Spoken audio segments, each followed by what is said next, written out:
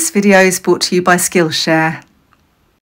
Hi, I'm Shoestring Jane. Welcome back to my channel where I talk about all things thrifty, frugal and money saving. And I always say that frugality tends to go hand in hand with a more sustainable lifestyle. And it's really important to me, and it's becoming increasingly important for all of us, although half of the world doesn't seem to care. I kind of think if we all do our bit and we encourage the people around us to do their bit, then hopefully we can make a bit of a difference. So I thought I'd just look at some of the small, sort of simple and sustainable things that I've been looking at recently, that also save money, but also just to try and live a little more simply, be prepared for difficult times, as well. And just, I'm not a prepper, but I have been doing a bit of dehydrating, so I will show you what I've been doing. And it was really just, I dehydrated some frozen vegetables, and it was really just to practice with the dehydrator because I've only used it once before this, and that was to make some kale powder, and that worked really well. But this took me ages. It took ages, and I think I just had it on the wrong setting. So I just need to practice with it really and learn about dehydrating. I did get there in the end, so I'll show you how I got on with that anyway. So I'm following the example of Prime of Midlife and dehydrating some frozen vegetables. I'm going to have a go at doing that because dehydrated vegetables don't require any power to preserve. So I thought I'd have a go. So these came from Lidl. I'll put the price on the screen actually because I can't remember how much they were. So I've preheated this. And let's have a go. They are kind of semi-frozen because I went to the shop and then I went to see my daughter, so they didn't stay that frozen. Don't want those in there.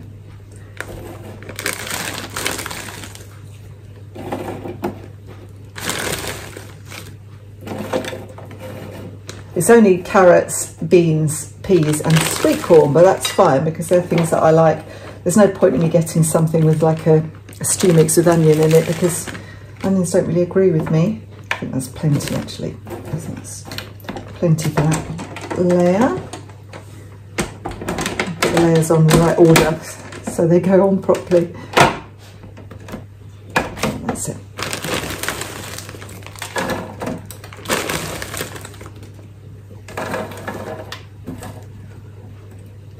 So they will defrost as they go.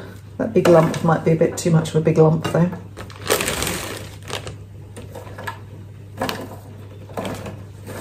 Spread them out as much as I can. They'll shrink down a lot as they dehydrate.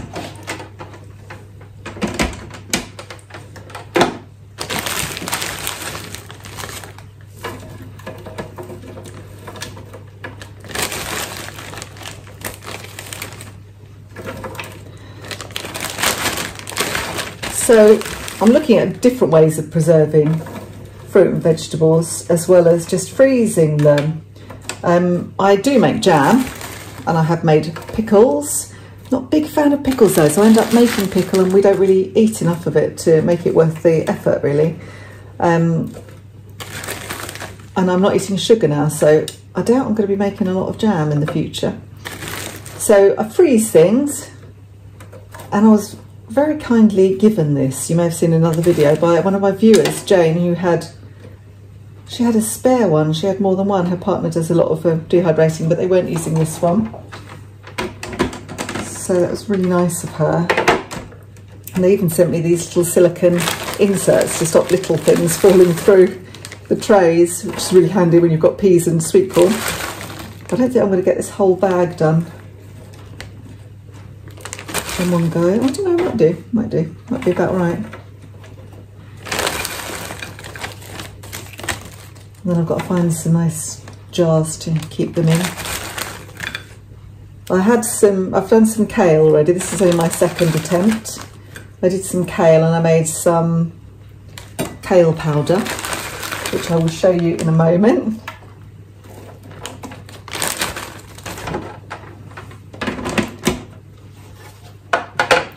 Okay, so I haven't got a silicone mesh silicone thing ready for that one, so I'll go away and cut that and then come back to you.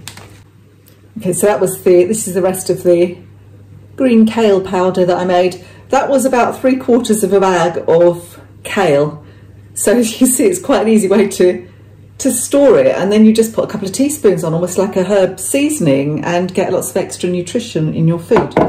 So I've done another tray, not quite as neatly as Jane's ones that she sent me, I don't think, but hopefully that will do. Get all of this on and that will work pretty perfectly. And I've been looking online and people seem to suggest you can do these quite high, these kind of frozen vegetables. Some people say to blanch them first, it helps keep the colour, and others say no, just sling them in as they are. So that's what I've done. All for making life a bit easier and using a bit less energy wherever possible. That's pretty perfect actually, that's worked out really well. Yuck.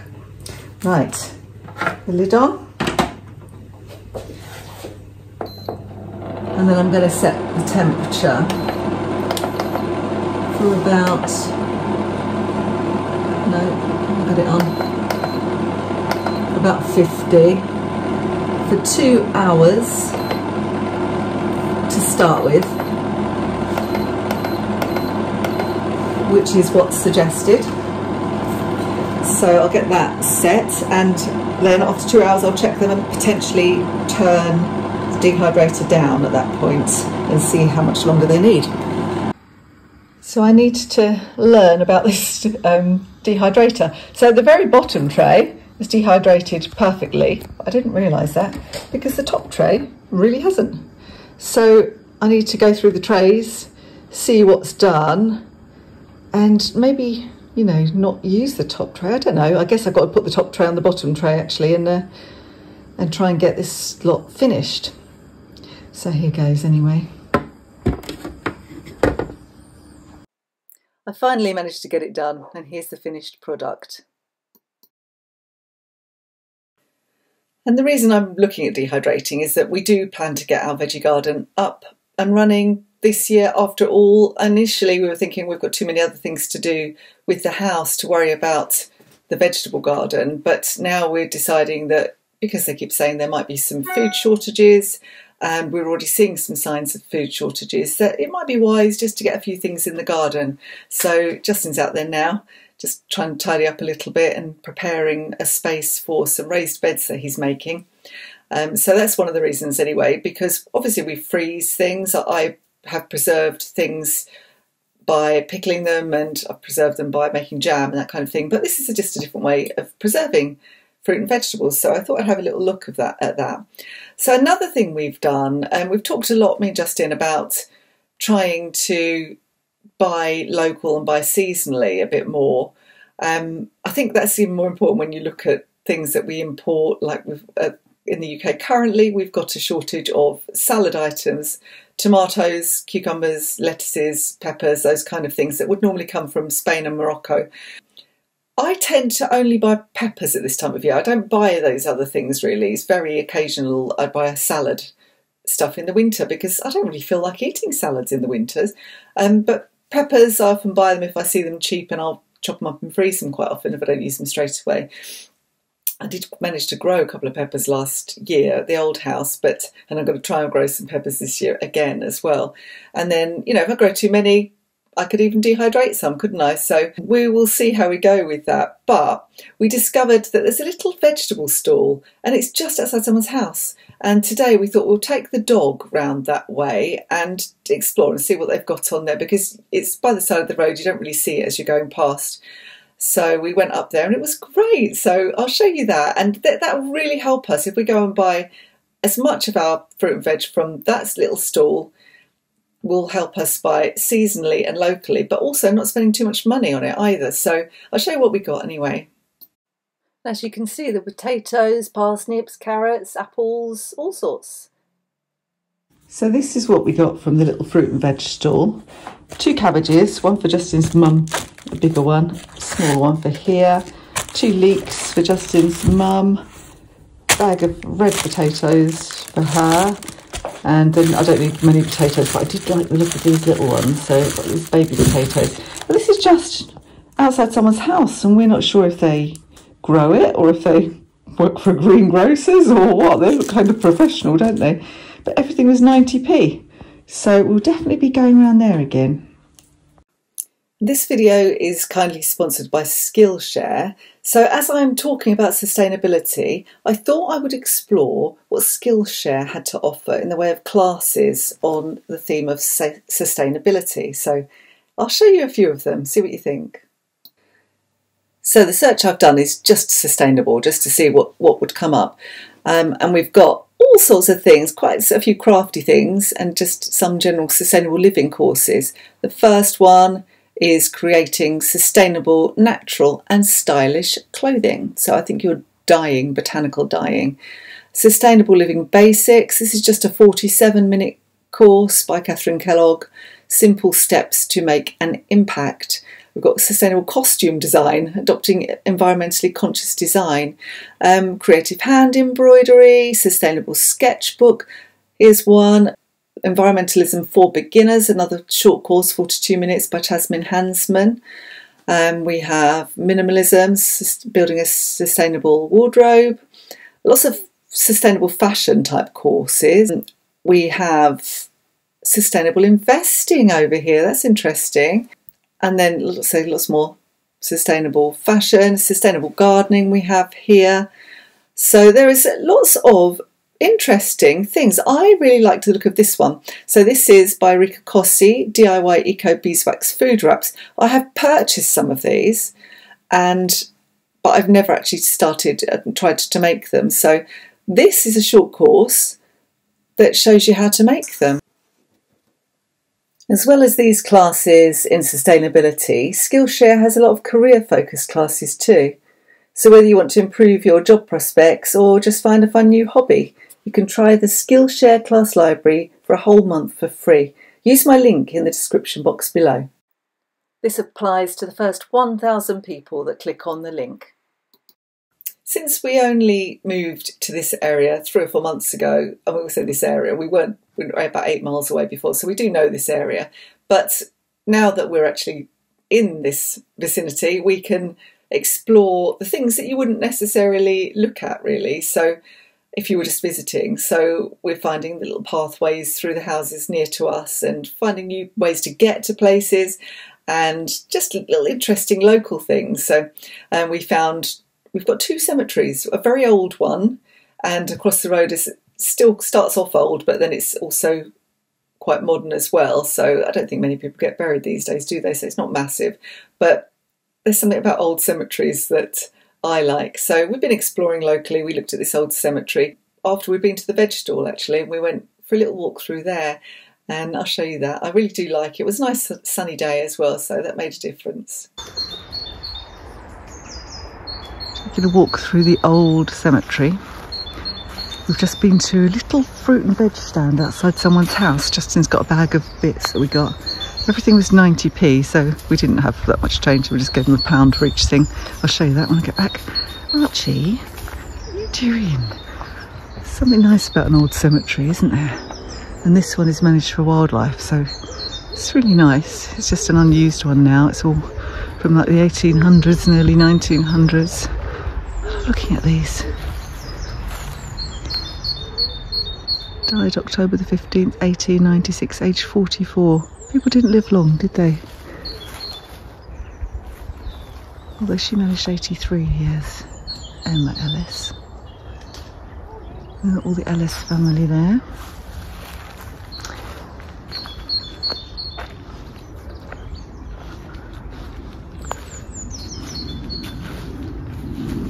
These great names, Solomon and Elizabeth Went. I found a few Wents over here actually. That must have been a local family of note. I'm not even showing you it, am I? Annie Elizabeth, the beloved child of Solomon and Elizabeth. And their infant son Charles. Aww. It was really sunny when we came out, and it's just they even put the washing out. And now it's gone a bit... Oh look, it's Brucey. What's this big one here? Is this the War Memorial over here? Nicholas. Caesar Corsellis. That's a good name, isn't it? Charles Caesar Corsellis. Wow. Oh no, this is a family. This must have been a family of note, mustn't it? Corsellis. Thelma Corsellis Dodds.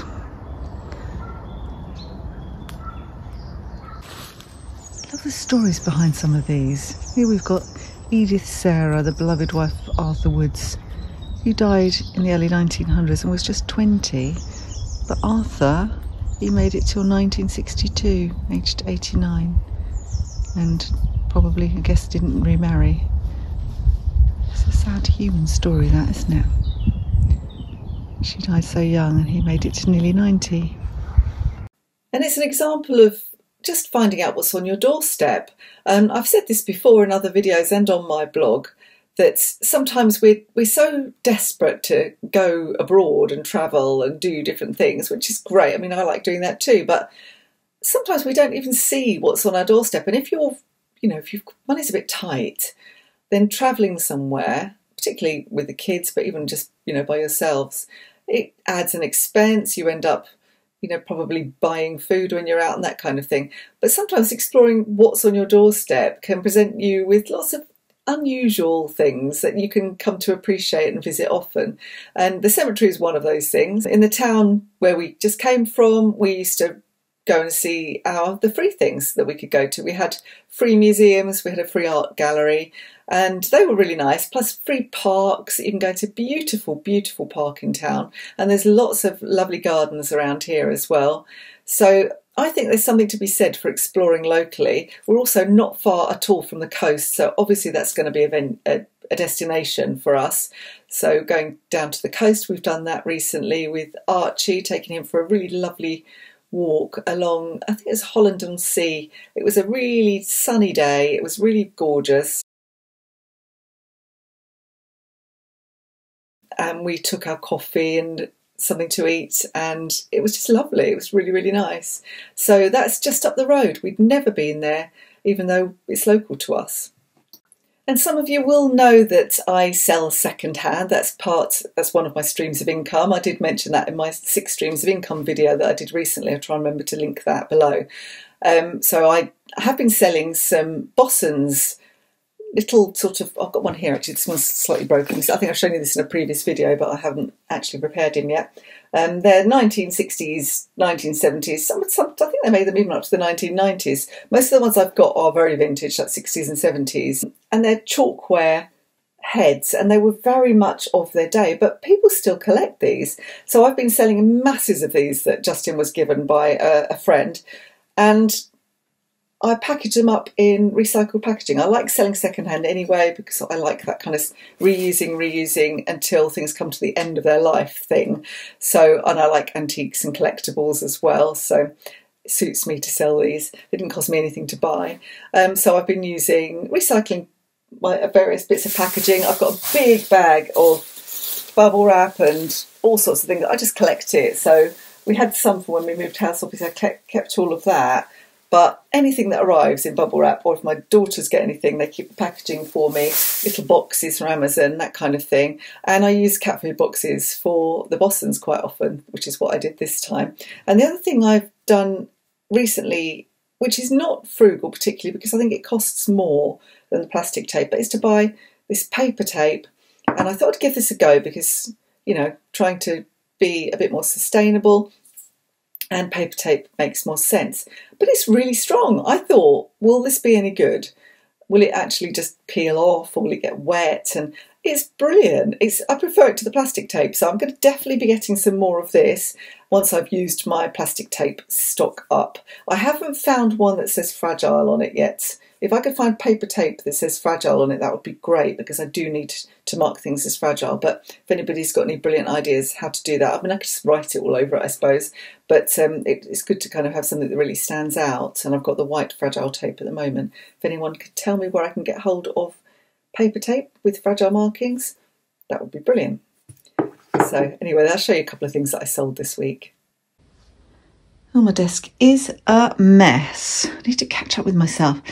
I've sold 2 more Bossons. Sold Mr. Bumble and with Pirate. So I'm going to get those packed up.